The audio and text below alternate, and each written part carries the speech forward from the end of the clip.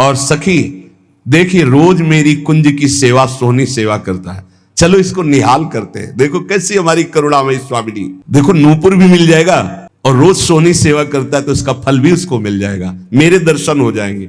श्री जी उतावली है दर्शन देने के लिए, इसलिए हमारी स्वामिनी जैसा स्वभाव किसका, सहज स्वभाव पर्यो नवल किशोरी जू को मृदुता दयालुता कृपालुता की राशि है। स्वयं दर्शन का विधान बनाती, अपने नूपुर छोड़ दिए। श्री जी ललिता जी के साथ आए।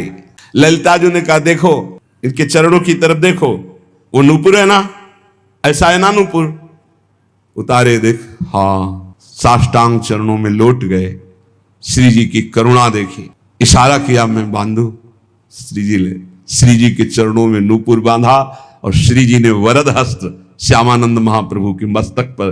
क्या सौभाग्य, ये कथाएं नहीं है, यही की सत्य घटनाएं हैं। ये घर है श्री जी का घर, ऐसा न समझो किसी युग की कोई हम कथा कह रहे हैं, ये घर है श्री जी का प्यारे।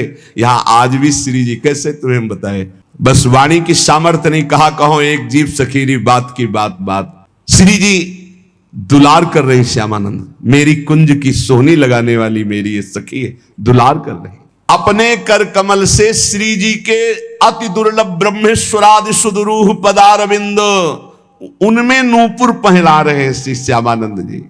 श्री जी बहुत प्रसन्न, लौट गए फिर चरणों में, तो अपने श्री चरणों की जो नूपुर बांधा था वही झनकारते हुए ऐसे मस्तक में किया, तो नूपुर की दिव्य छाप श्यामानंद महाप्रभु के मस्तक पर पड़ गई। अब तो प्रेम मगन डूबे हुए आए, तो उनके गुरुदेव श्री हृदयानंद जी ने देखा, श्यामानंद जी के मस्तक में छाप देख करके कहा कि ये आज कौन सी मस्ती है और ये संप्रदाय के विरुद्ध छाप कैसी लगा ली, नूपुर की और ऊपर से रज, तो वैसे चिन्ह बल गए। ये मनमुखी मस्तक पर छाप कैसी जो हमने दी वो तो नहीं लगाई। अब उन्होंने जानबूझकर थोड़ी, ये तो श्री जी का कृपा प्रसाद प्राप्त हुआ था। उन्होंने कहा कि ये मनमुखी छाप गुरुदेव नहीं है, ये इष्ट देव ने छाप लगाई है। डांट करके कहा नहीं नहीं, ऐसा लगता है, देखो ध्यान से समझने की बात है कि भला श्री जी ऐसे कैसे, देखो बड़े यहां रहस्य की बात है।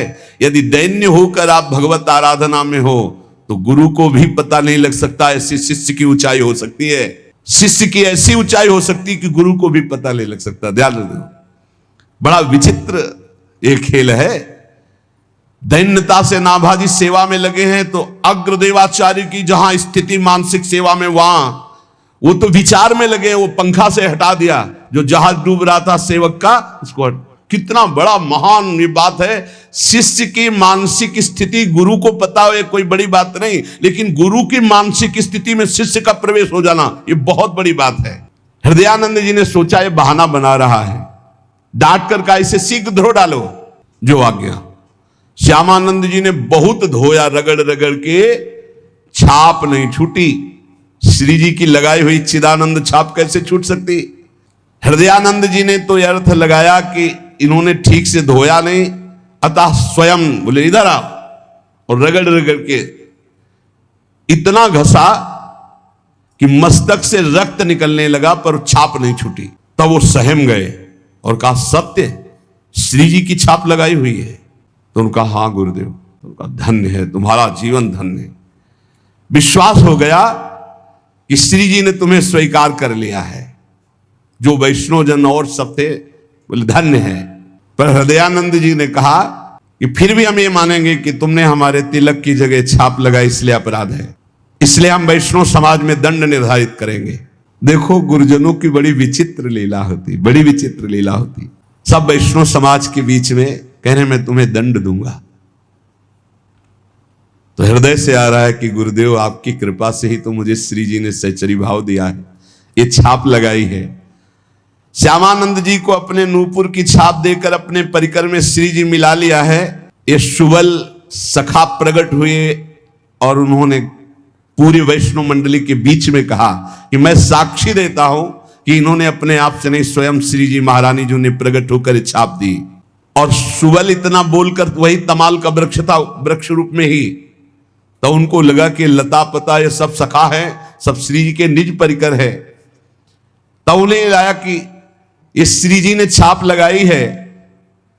तत्काल दिव्य वाणी हुई, हृदयानंद जी अब तो विश्वास कर लो कि तुम्हारा शिष्य जहां तुम्हारी पहुंच नहीं वहां है, श्री जी के निज परिकर में मिल चुका है। अब वो सहम गए।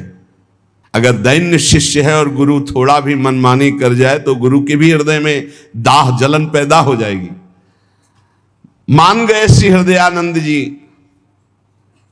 श्री हृदयानंद जी मान तो गए, लेकिन उनका हृदय जलने लगा कि गलती हो गई, शिष्य के प्रति गलती हो गई।